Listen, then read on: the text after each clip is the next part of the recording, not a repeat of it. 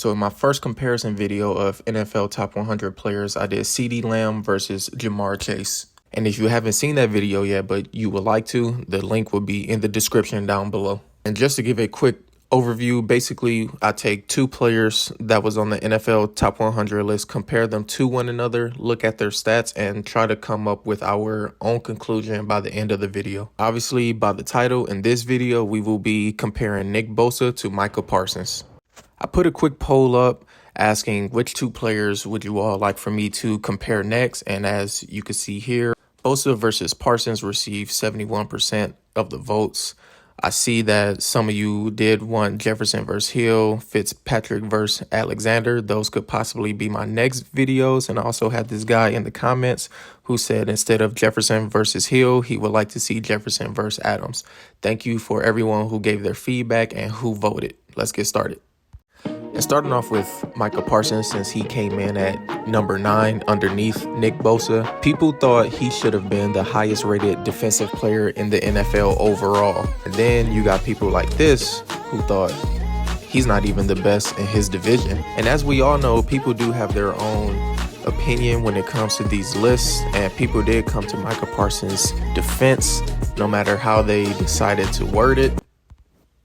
But let's hop over and look at Micah Parsons' stats this past season. Starting off with his tackles, he had a total of 42 solo tackles, 13.5 sacks, and 3 forced fumbles, which is great for someone who isn't actually a lineman.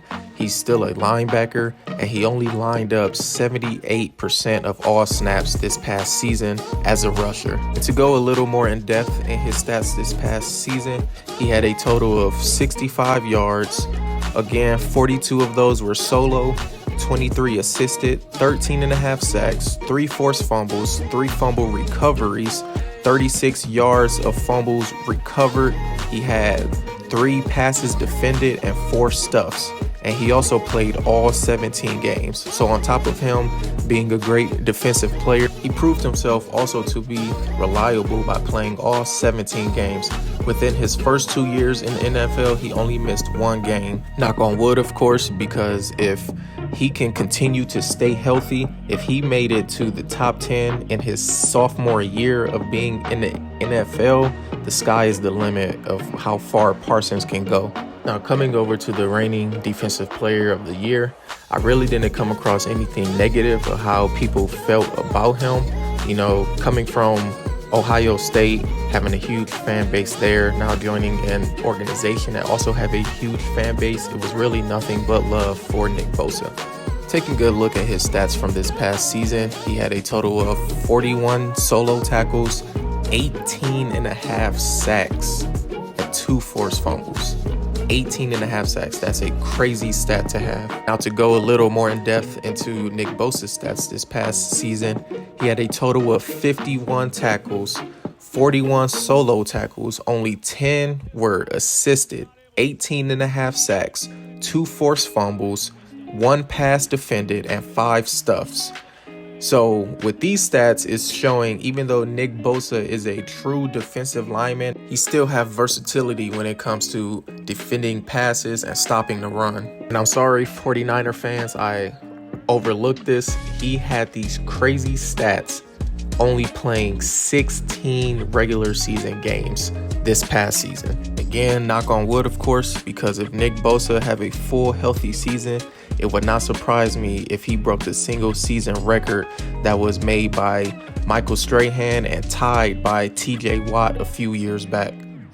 And as most football fans know, the Cowboys actually went head-to-head against the 49ers in the divisional round this past season. 49ers came out on top with the final score of 19-12. But let's take a look at what Parsons did and what Nick did in that game. Starting with Parsons again, he finished that game with a total of 4 tackles, 1 solo tackle, 3 assisted tackles, 0 sacks, a half a stuff, and 1 pass defended. Now moving over to Nick Bosa, what he did versus the Cowboys, he had a total of 2 tackles, 2 solo tackles, and 1 stuff. For the type of offensive lines both of these teams have, these are still decent stats from Bosa and Parsons. Of course, when you're as good as Parsons and Bosa, teams game plan for you, especially in the playoffs. Bosa was going up against a great offensive lineman in Tyler Smith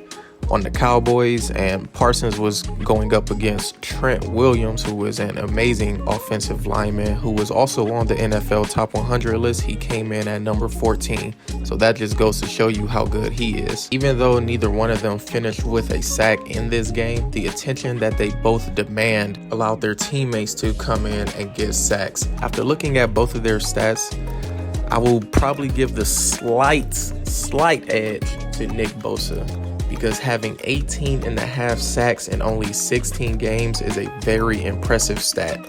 That does not take anything away from the year Parsons had. He stayed healthy all 17 games, had a lot of versatile stats. He is a great player as well. Within these next couple of years, I do see him winning Defensive Player of the Year at least once, if not multiple times, if he continued down this path. That's also the same for Nick Bosa. This is only his 4th year in the NFL. Parsons, this is only his sophomore season in the NFL. So both of these guys are still young and improving. And based on their stats, it shows that they're only getting better every year. But let me know down in the comments if you agree with me by giving Nick Bosa the slight edge over Parsons. If you believe Parsons had the better year, let me know why in the comments. And also let me know which other 2 players you would like for me to make another comparison video on.